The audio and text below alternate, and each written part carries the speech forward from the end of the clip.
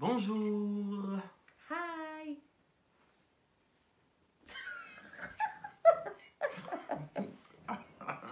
C'est pas facile, hein? Je veux que mon homme soit mon protecteur, mon meilleur ami, mon équipe, ma personne, mon tout.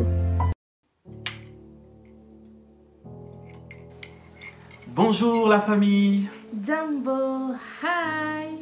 Alors bienvenue sur le plateau de votre chaîne Amour Et foi. C'est un plaisir bien aimé de vous retrouver à nouveau et nous vous encourageons encore à liker, À s'abonner. à partager À commenter. et surtout à activer la cloche de notification, mes bien-aimés, pour ne rien rater de nos différents contenus. Alors aujourd'hui, nous voulons partager avec vous 5 avantages. Il y en a bien entendu beaucoup plus, mais nous voulons partager 5 avantages d'épouser un chrétien, une chrétienne. Quels sont les avantages d'être avec quelqu'un qui prie, quelqu'un qui connaît le Seigneur, quelqu'un qui sert Dieu, quelqu'un qui a sa relation personnelle avec Dieu? Alors, nous voulons en citer 5. Et donc, le premier avantage, je dirais, mes bien-aimés, et de façon sincère, c'est d'épouser quelqu'un qui croit en Dieu. Quelqu'un qui a déjà sa relation personnelle, individuelle avec Dieu. Ce n'est pas quelqu'un que vous allez essayer de convaincre.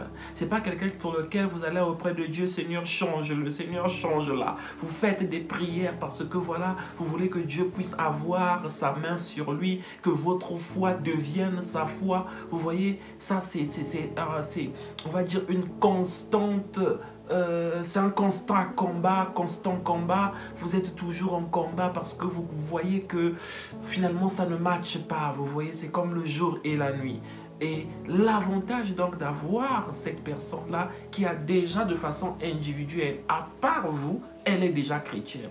En dehors de vous-même, il est déjà chrétien. Vous voyez, ça c'est un gros avantage. Quelqu'un qui a déjà sa relation personnelle, individuelle avec le Seigneur. Et ça, c'est un avantage, mes bien-aimés. Et en deuxième position, je dirais, vous savez, on se marie justement pour ensuite avoir des enfants, pour fonder une famille. Et donc, vous avez là un papa qui va conduire ses enfants dans la crainte de l'Éternel, qui va enseigner sa famille dans la révélation de la crainte de Dieu. Vous allez là une mère, parce que justement, elle sera la mère donc des enfants, les parents parfois, le papa parfois, il est appelé à aller au loin, au travail et tout. Et donc cette femme-là qui a déjà connaissance de la parole, elle enseignera vos enfants, voyez-vous, sur base des principes de la parole. Et ça, c'est un gros atout, vous savez, une femme qui est croyante, qui est chrétienne et qui enseigne, enseigne ses enfants selon la loi de l'Éternel, qui élève vos enfants finalement avec les enseignements de la base, des principes même de ce que Dieu veut. Et ça, je crois que c'est un gros atout. Et le troisième point, je dirais, c'est d'avoir justement ce partenaire-là qui prie pour vous. On a toujours besoin d'avoir quelqu'un qui, voilà, qui nous porte en prière, quelqu'un qui réclame les bénédictions de Dieu pour nous, qui réclame la protection de Dieu pour nous, quelqu'un qui s'agenouille pour vous. Vous voyez, c'est très très important en ces périodes dans lesquelles nous vivons et parfois on a besoin de cet ami-là et lorsque encore plus il s'avère que cet ami-là n'est personne d'autre que votre épouse, votre époux, vous voyez ce que ça fait? C'est un très très grand support effectivement d'avoir cet ami-là qui prie pour vous. Et donc c'est le troisième point. Et comme quatrième avantage, je dirais, vous savez, nous sommes en relation, oui, nous nous aimons, oui, mais il y a toujours des périodes où parfois ça ne va pas. Des périodes peut-être d'incompréhension, des périodes peut-être de dispute. Et ce qui fait que l'avantage dans ça, c'est que la résolution de vos conflits si c'est un chrétien, si c'est une chrétienne, ça se basera, il y aura toujours un point de référence final. L'absolu sera lequel? Sera Dieu. Et donc ce que la Bible dit, ce que la parole de Dieu enseigne. Et ça, c'est un point très très important. Monsieur ne pensera pas, bon, parce que ma femme fait ceci, cela, je vais trouver une autre à côté, un deuxième, troisième bureau, vous voyez. Et la femme saura comprendre qu'il est mon époux, je me dois d'être respectueuse, je me dois d'être soumise, je me dois peut-être de corriger tel ou tel parce que la parole m'enseigne.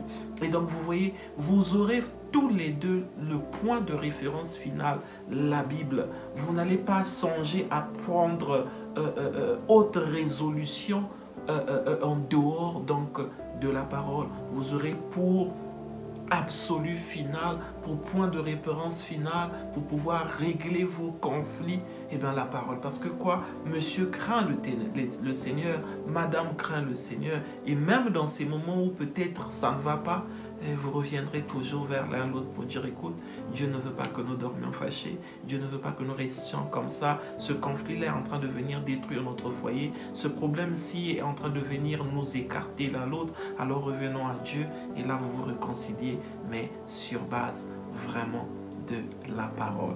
Et ça, c'est très important. Et cinquième point, bien aimé, et ça, je crois que c'est le point fondamental, c'est le fait que, voyez-vous, vous partagez la même foi. Vous voyez, la foi ou la doctrine est très importante dans le foyer. Non seulement vous êtes chrétien, mais vous avez la même vision ou la même foi ou la même doctrine.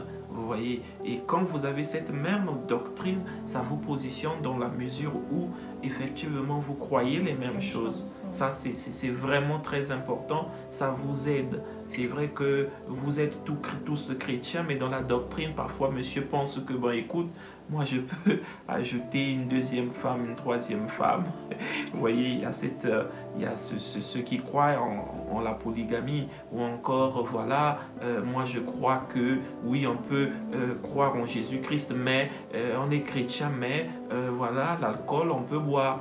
Vous voyez, par contre, peut-être toi, monsieur, ou toi, madame, tu ne crois pas ça.